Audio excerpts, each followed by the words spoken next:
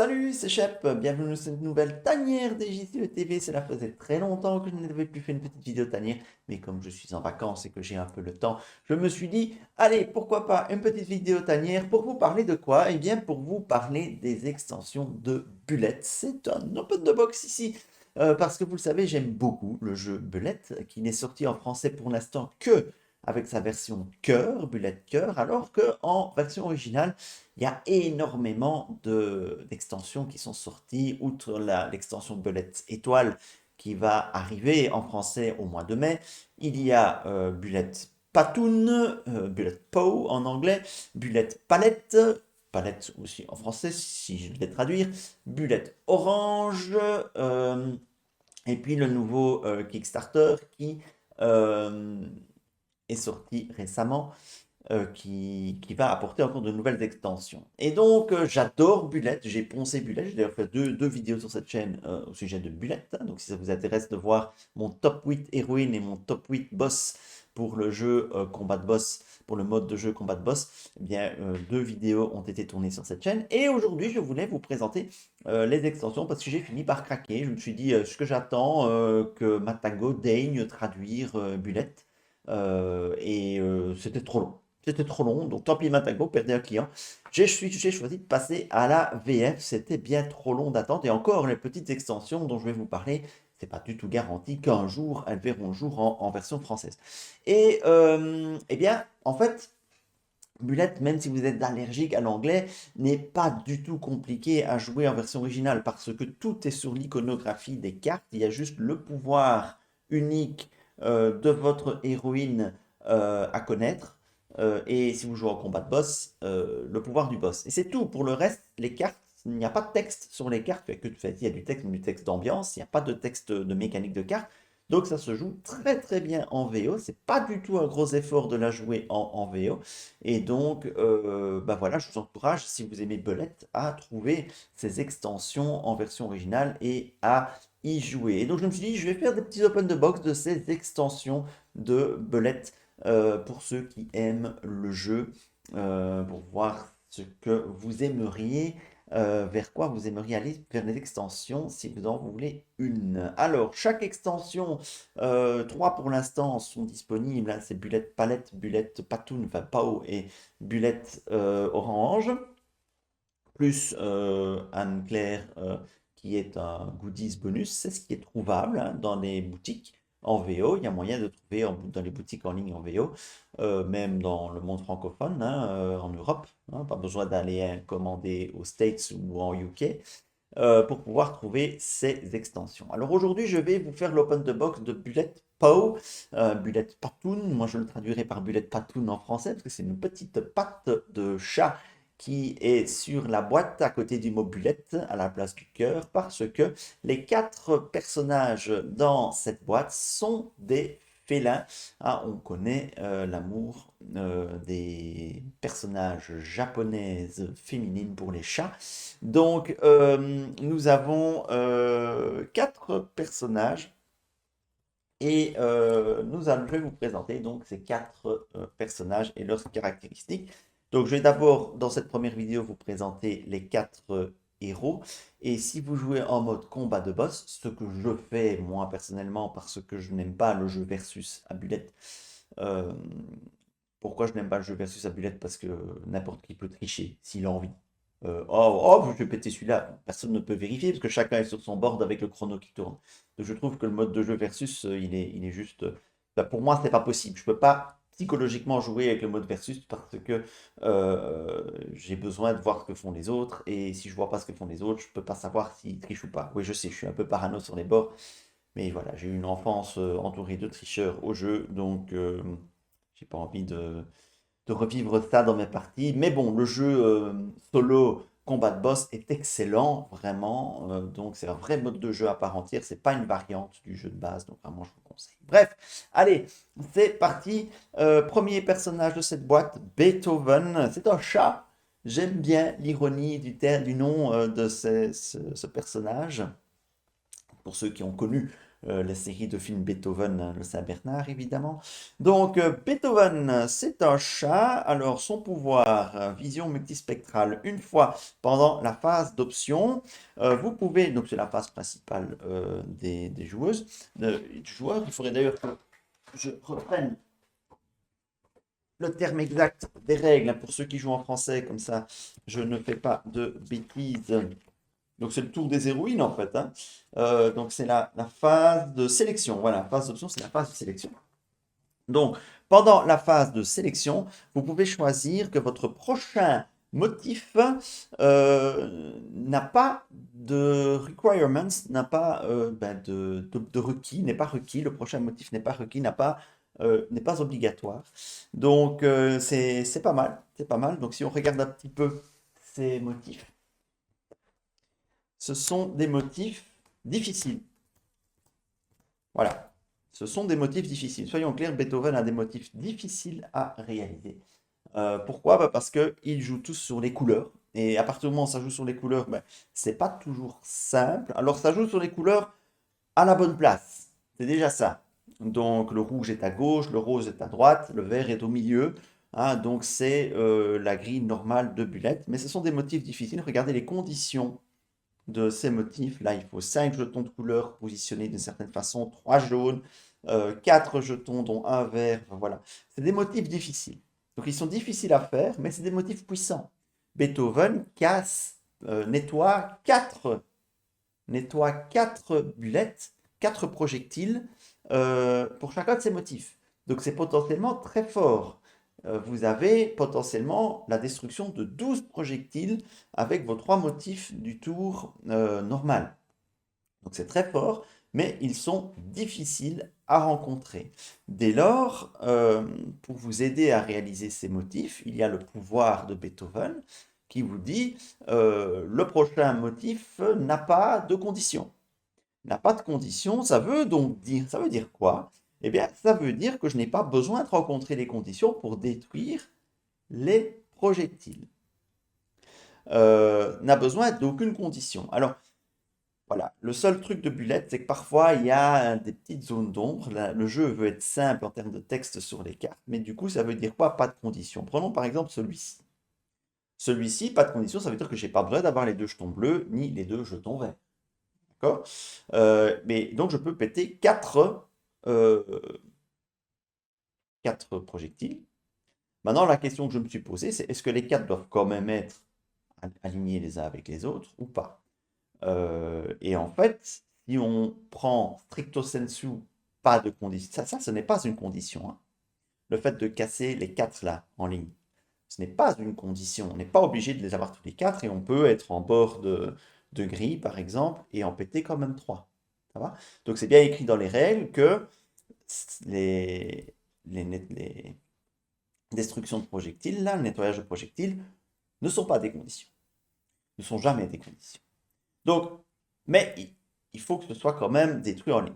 Donc moi, j'ai toujours considéré que je devais quand même avoir les 4 à la fin. Je ne devais pas en avoir 4, mais la destruction des projectiles sans condition nécessite quand même de les détruire dans une ligne de 4. D'accord? Donc, j'ai pas besoin d'avoir les 2 bleus ou les 2 verts l'un au-dessus de l'autre, mais je considère qu'il faut là. Comme là, je considère que je peux détruire dans un carré de 2 cases de côté. Voilà. Donc, je considère que le positionnement des impacts est le même, mais sans les conditions de jetons. Ça reste très fort parce que c'est très facile alors après à rencontrer évidemment. Et d'autre part, les pouvoirs, les points d'action, les actions de Beethoven sont extrêmement forts dans la mesure où vous pouvez, pour un point d'action, déplacer un projectile diagonalement d'un espace dans les 4 directions diagonales. C'est super fort parce que ça vous permet de remonter dans la grille et dans le champ de vision. Et remonter dans le champ de vision, c'est un pouvoir rare et fort. Donc ça va vous permettre de repositionner ces jetons de couleur pour pouvoir rencontrer plus facilement les conditions. Vous avez par contre, déplacer vers la gauche, vers la droite ou vers le bas, coûte 2. Ça, c'est extrêmement cher. C'est extrêmement cher. Donc avec Beethoven, vous apprenez à vous déplacer en diagonale, à optimiser les déplacements en diagonale parce que c'est très très cher de se déplacer horizontalement ou verticalement. Pour 2, vous pouvez piocher un motif, mais ça c'est classique comme pouvoir, comme pour beaucoup de héros. Et pour 1, vous pouvez échanger 2 projectiles dans votre champ de vision. N'importe où, vous échangez 2 projectiles. Ça peut aussi faire la différence pour rencontrer certains motifs euh, avec des couleurs, notamment. C'est surtout là qu'est l'intérêt. Ou, par exemple, si vous voulez péter une étoile. Si vous voulez nettoyer un projectile avec une étoile, ben, vous pouvez échanger. Alors vous allez me dire, oui, ça coûte 1 pour récupérer le 1 d'énergie de l'étoile. Mais ça peut aussi vous permettre d'économiser l'étoile pour le tour prochain. Si votre motif, il allait péter une étoile, et que vous n'en avez pas besoin de ce point d'action de l'étoile, vous pouvez échanger avec un autre projectile et donc vous économisez l'étoile pour le tour suivant. Donc ça peut être une très très bonne stratégie si on a des points d'action en trop, c'est d'utiliser ce système d'échange pour accumuler les étoiles sur le plateau, pour pouvoir toutes les utiliser en même temps lors des tours critiques où il va falloir achever le boss. Donc oui, voilà, je ne joue que en mode combat de boss, donc je vais raisonner et vous donner des arguments en lien avec le combat de boss. Voilà. Donc voilà, donc ce Beethoven très intéressant à jouer, très fort quand on veut optimiser ses motifs. 4 projectiles nettoyés par motif, ça peut être extrêmement fort. J'ai eu d'assez bons résultats avec Beethoven. Alors je ne l'ai testé que contre les boss de cette boîte. Voilà pour ce qui est de Beethoven. Donc un fonctionnement relativement classique, hein. Voilà, c'est pas lui qui révolutionne le jeu. C'est un fonctionnement relativement classique, un petit peu dans l'esprit de la boîte de base, un bullet de cœur. Mais c'est quand même très très intéressant à jouer ce Beethoven. Alors, deuxième héros ou héroïne, ce sont des chats. Des chattes, j'imagine, parce que tout est au féminin dans Bullet. Et donc, c'est Whimsy. Whimsy, alors là où il y a du texte, oh là là, chef, t'as dit qu'il n'y avait pas de texte. Calmez-vous, on va voir. Donc, Whimsy. Whimsy a une première capacité qui dit que l'adjacence inclut l'orthogonalité et la diagonale. Donc, les projectiles adjacents sont à la fois orthogonaux et diagonaux, ce qui n'est pas le cas dans Bullet. Dans Bullet, normalement, adjacent, c'est uniquement gauche-droite au bas. Ben, pour Whimsy, c'est gauche-droite au bas et aussi les diagonales. Uniquement pour vous.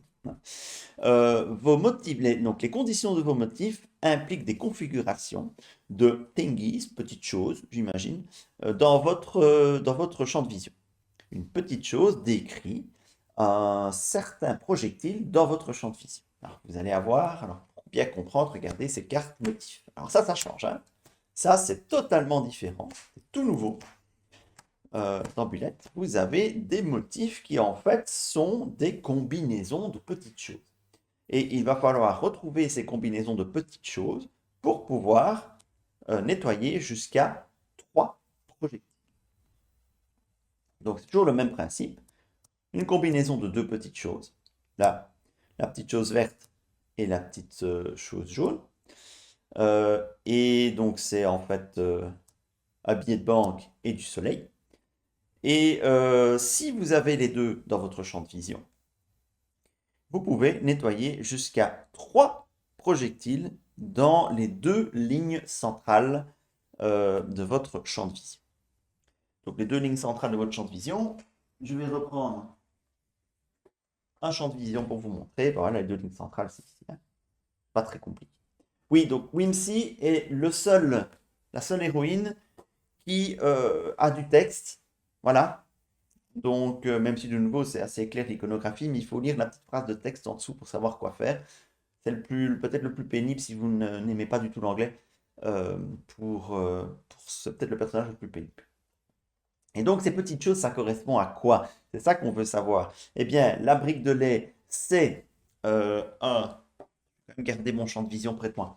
C'est un projectile rouge qui a un nombre impair.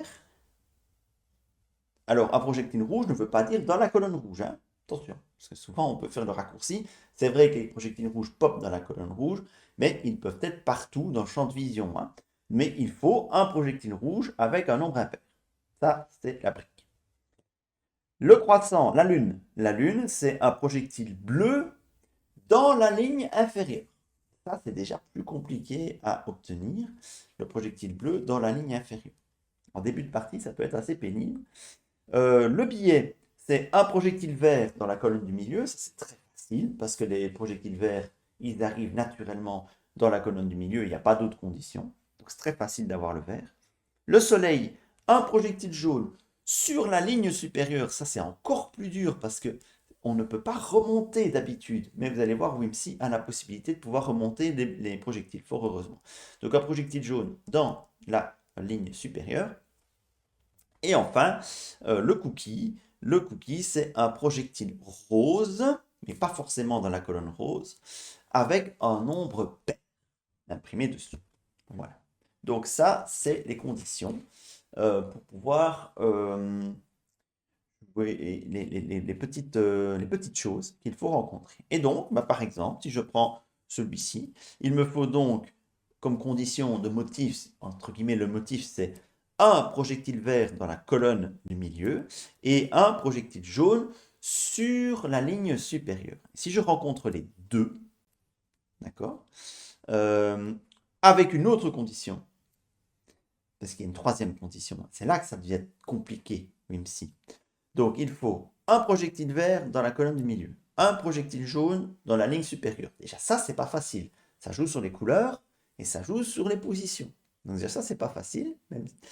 Il y a une troisième condition. S'il y a un projectile, un billet et un soleil avec le même nombre imprimé dessus, avec le même numéro imprimé dessus, nettoyez jusqu'à 3 projectiles dans les deux lignes centrales de votre champ de vision. Donc les conditions sont compliquées à obtenir, vraiment. Elles sont compliquées, mais la récompense, elle est très puissante parce que vous allez nettoyer 3 de votre choix dans une zone donnée. Et ça peut être extrêmement fort de choisir lesquels je vais retirer pour rééquilibrer le champ de vision. Hein, donc, quelles sont les différentes conditions, par exemple? Ici, il faut avoir un projectile rouge avec un nombre impair, un projectile rose avec un nombre pair, qui, et aucun des deux, n'ont une étoile. Et dans ce cas-là, vous pouvez nettoyer jusqu'à 3 projectiles d'une colonne, dans n'importe quelle colonne, jusqu'à 3 projectiles.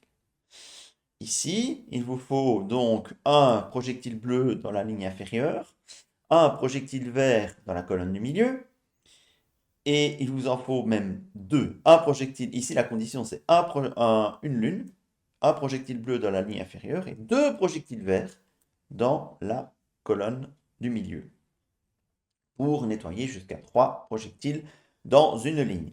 Je vais exceptionnellement vous les lire tous, vu qu'ils sont en anglais, au cas où vous seriez tenté d'en savoir plus. Vous devriez une traduction. Donc, le quatrième pattern ici, c'est donc un projectile rouge avec un nombre impair et un projectile vert avec un nombre différent du projectile rouge. C'est moins difficile à avoir globalement. On peut nettoyer jusqu'à 3 projectiles dans une diagonale, dans une ligne diagonale. Ici, il faut un projectile jaune adjacent à un projectile à un cookie, donc un soleil, donc un projectile jaune dans la ligne supérieure adjacent à un cookie, un projectile rose avec un nombre pair. Donc dites-vous bien que votre jaune, il devra être là, ou là, ou là, ou là, ou là, évidemment. Et à côté, il faudra un rose avec un nombre pair. C'est compliqué à obtenir, ça. Et ça permet de nettoyer jusqu'à 3 projectiles adjacents à un cookie. Donc un projectile rose avec un nombre pair. Attention, ce ne doit pas forcément être celui adjacent au soleil. Il peut être ailleurs. Un peu plus tordu hein, à réfléchir celui-là. Ce pattern-ci, ça nous donne donc il faut un projectile rouge avec un nombre impair et un projectile bleu dans la ligne inférieure et qu'au moins un des deux est une étoile. Pour nettoyer jusqu'à 3 projectiles qui sont adjacents à une lune, donc un projectile bleu dans une ligne inférieure, dans la ligne inférieure. Celui-ci, il vous faut un projectile bleu dans la ligne inférieure et un projectile jaune dans la ligne supérieure.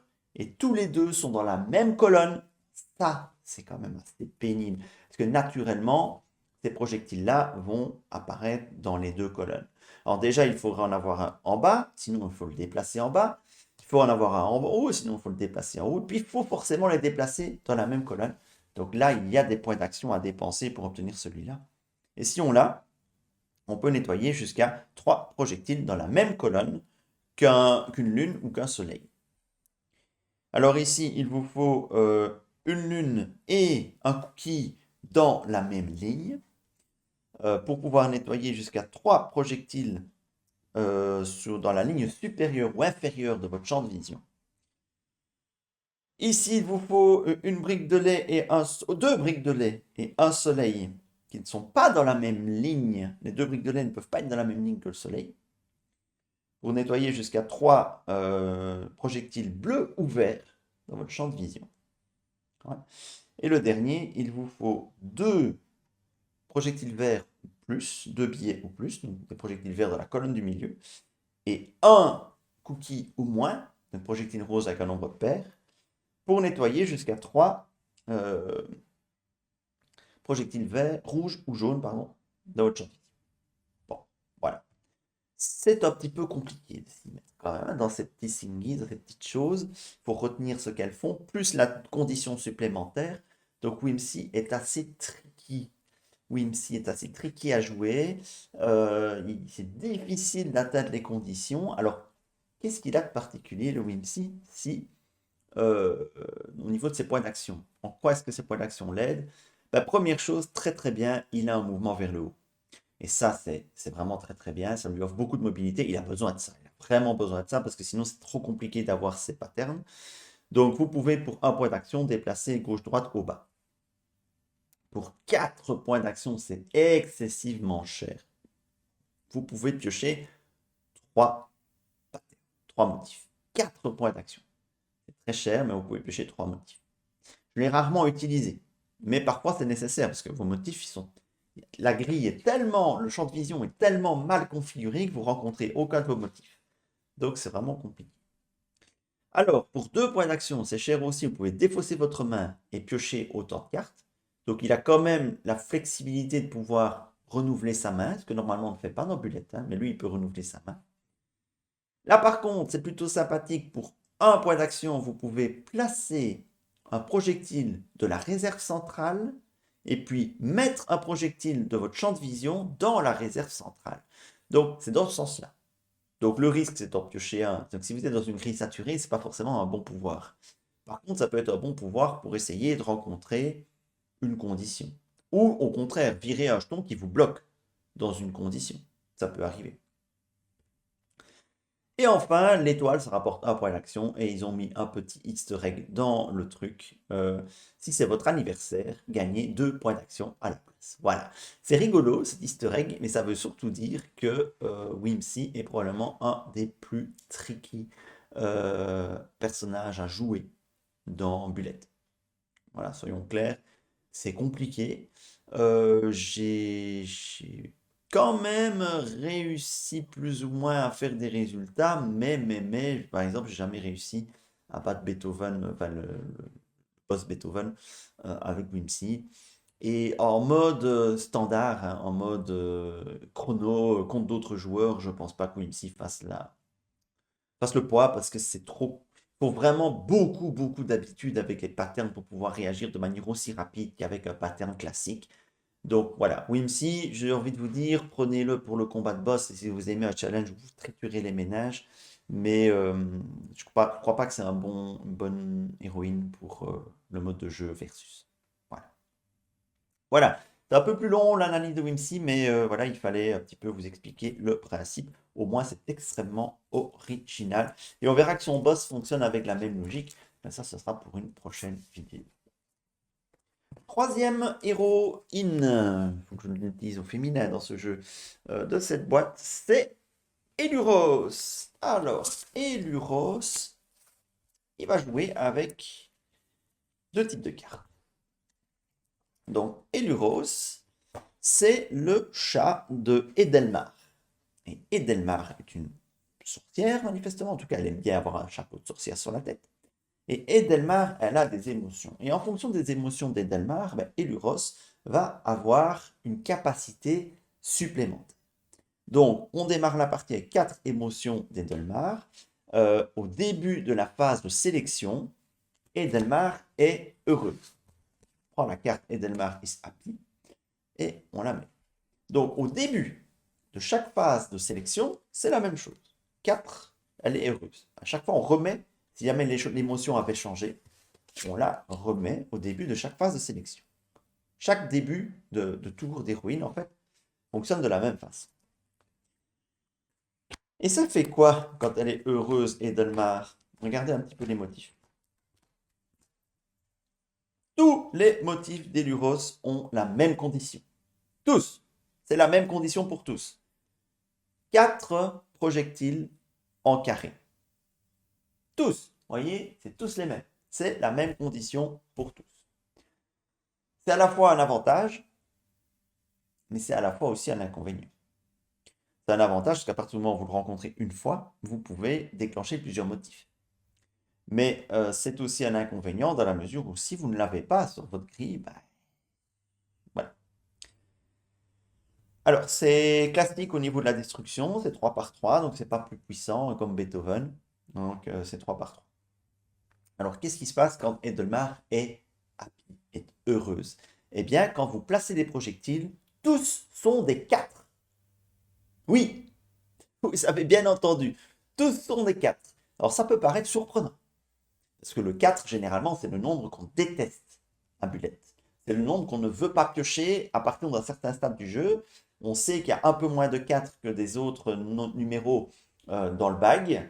Et donc, on prend souvent le risque de rester avec 3 cases vides dans une colonne pour pouvoir, et en espérant, en troisième fois, de ne pas piocher le 4. C'est un petit peu le principe de base du Bullet. Et ici, tous sont des 4. Alors, ça peut paraître extrêmement contraignant, mais au contraire, c'est très positif en fait. En début de partie, ce pouvoir, ça va concentrer tous vos projectiles dans la même zone. Et on veut que les projectiles soient concentrés dans la même zone, parce que plus ils sont concentrés, plus vous allez facilement pouvoir déclencher les motifs de Iluros. Donc, en début de partie, c'est bien. Mais à partir d'un certain moment, quand le champ de vision commence à se charger, c'est beaucoup moins bien.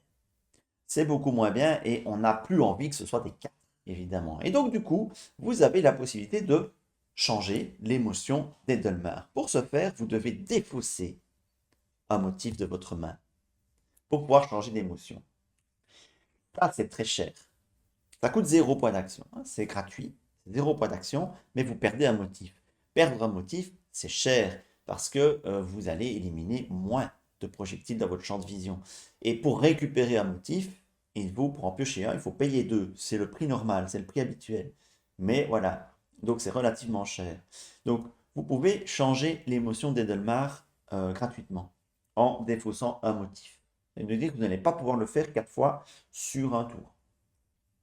Et c'est quoi les autres émotions d'Edelmar? Alors, on a, quand elle est triste, Edelmar, elle permet, quand on déplace un projectile avec le numéro 1, on peut le déplacer où on veut à la place. Donc en gros, pour un point d'action, je déplace un projectile 1 partout où je veux dans mon champ de vision. Ça, c'est quand même très très bon.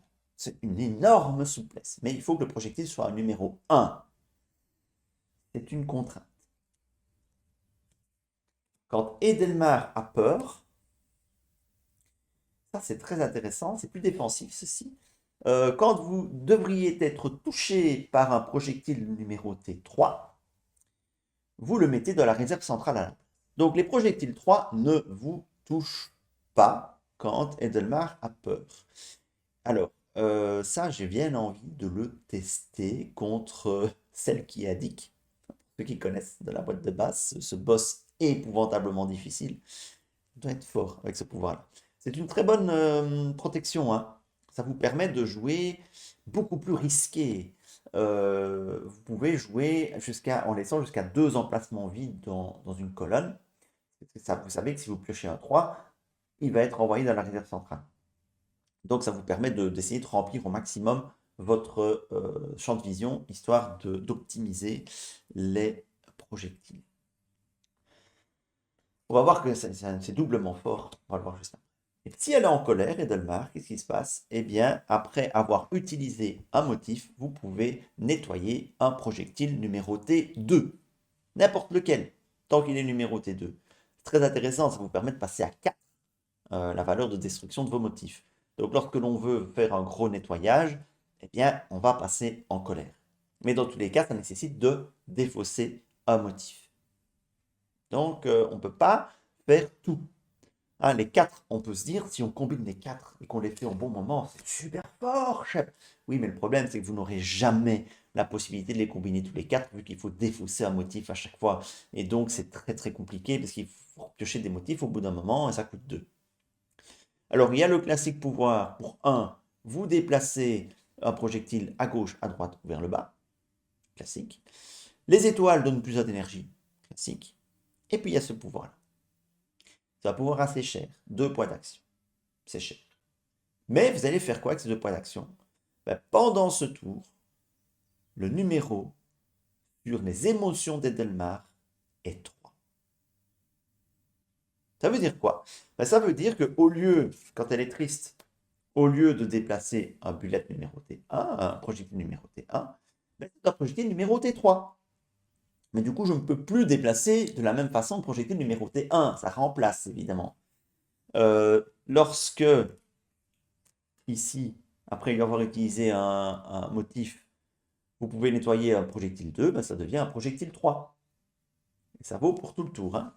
Et enfin, si elle est heureuse, c'est là que c'est assez sympa, pour ceux qui aiment jouer risqué à bullet, lorsque vous placez, tous les projectiles deviennent des 3. Donc lorsque vous sentez que mettre que des 4, ça devient dangereux, vous pouvez gagner encore un ou deux projectiles de piocher en les remplaçant par des 3.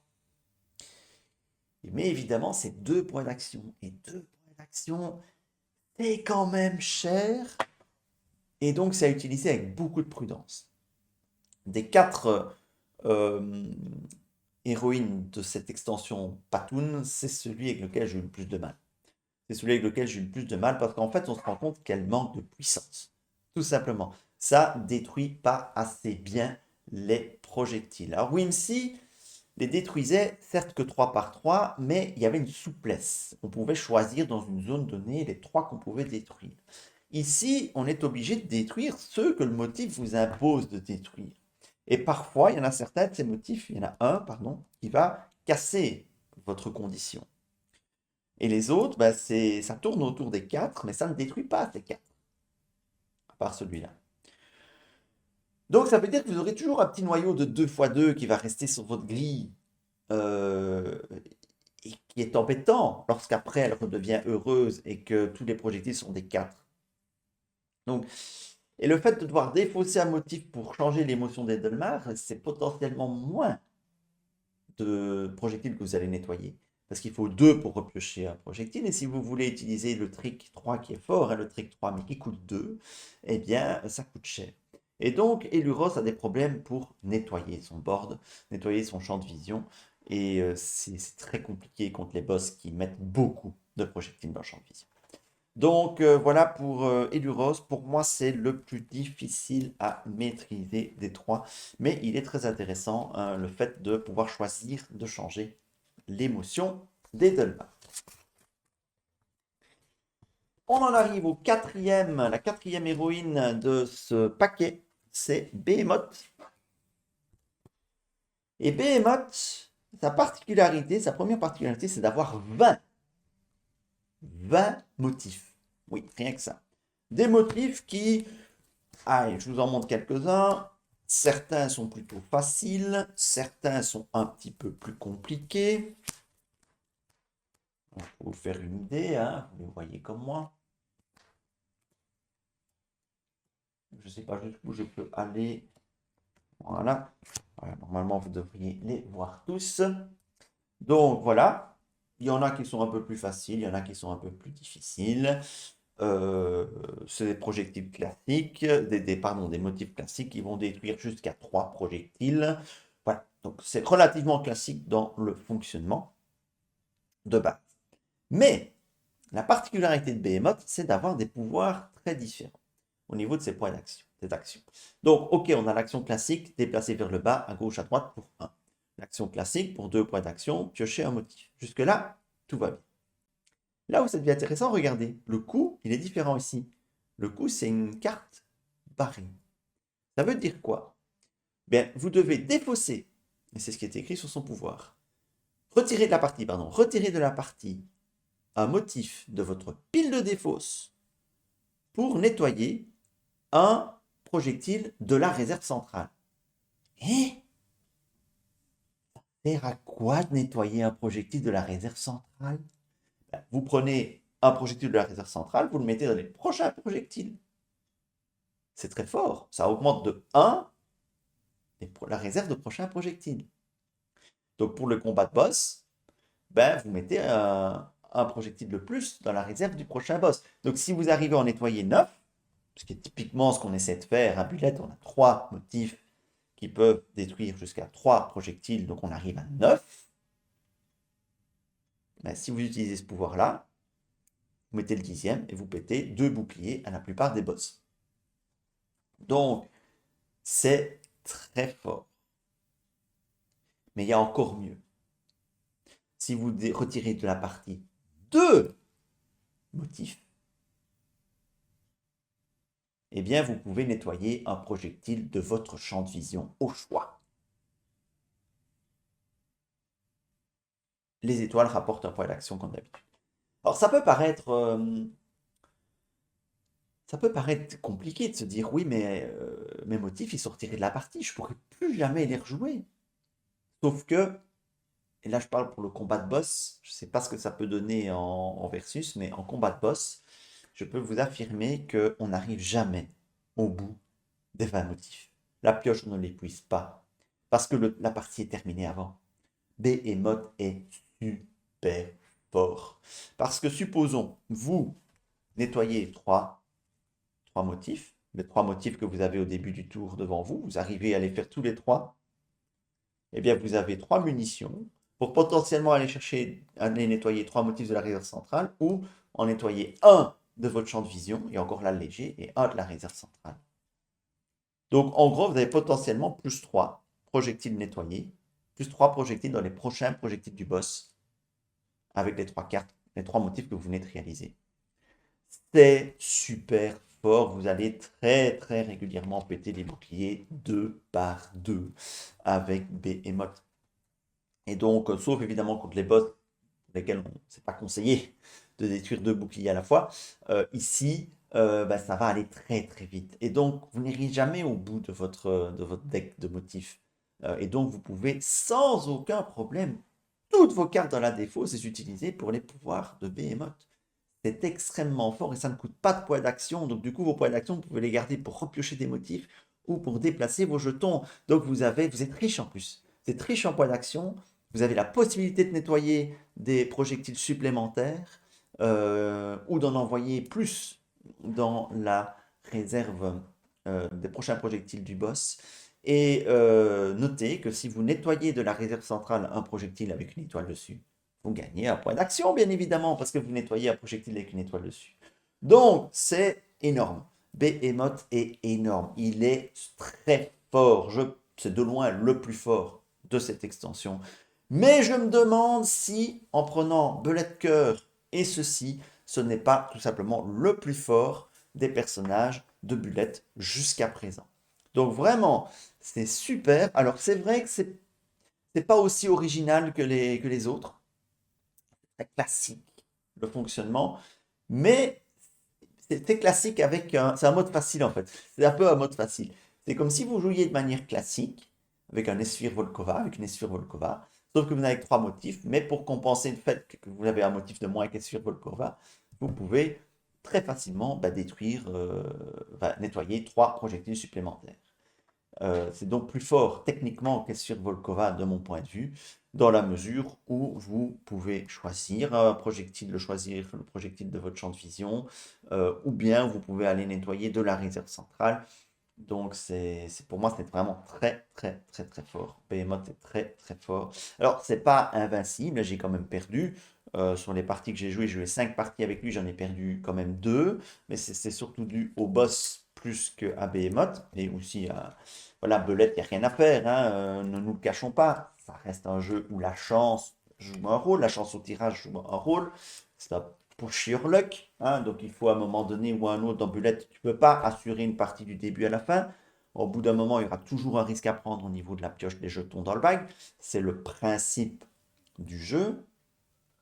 Mais avec Behemoth, vous avez un contrôle nettement plus grand. Et donc, ça vous donne l'impression, c'est moins frustrant en fait, même si on peut quand même perdre, c'est moins frustrant. Donc voilà pour ce qui est des héros disponibles dans cette boîte Bullet Patoon. Donc, si vous avez aimé cette vidéo, mettez des petits pouces levés et je reviens très très bientôt avec la suite de cette Open the Box Bullet Patoon avec les combats de boss. Salut, salut, à bientôt.